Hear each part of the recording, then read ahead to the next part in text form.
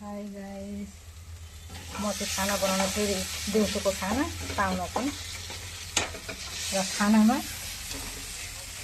आज छ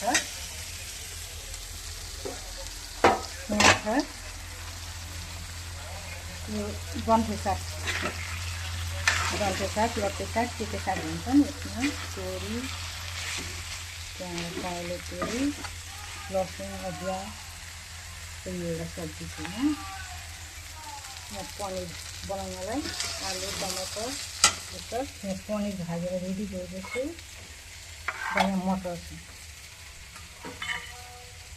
मटर चाहिँ मजाले पकाएपछि अनि राम्रो हुन्छ पनिरको सब्जी। र यो पनिरको सब्जी हो, लगाएर एकछिन पकाउनु पर्छ।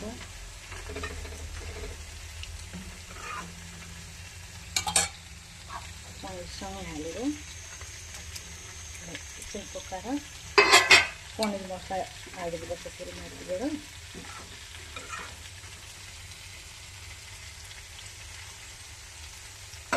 र यहाँनिर यो सब्जी चाहिँ मलाई अरू टेस्टी लाग्छ साथी। एकदम यसरी चाहिँ पकाउनुहोस्। यो डन्ठे सागलाई आलु, डन्ठे साग चाहिँ हो नि, त्यसको बन्छ है। र अनि पहेँलो तोरी, कालो तोरी थियो भने कालो तोरीले चाहिँ चिसो हुन्छ, यो पहेँलो तोरीले चाहिँ चिसो हुँदैन, एकदम टेस्ट हुन्छ।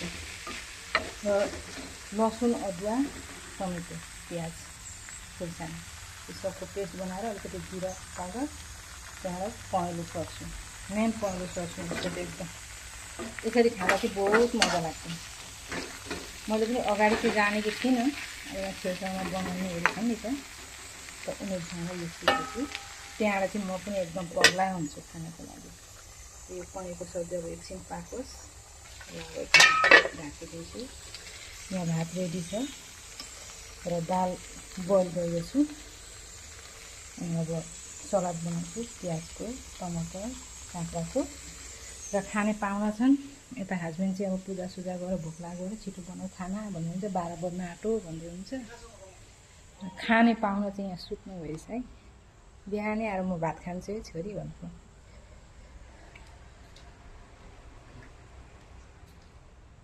कता जानुहुन्छ बा?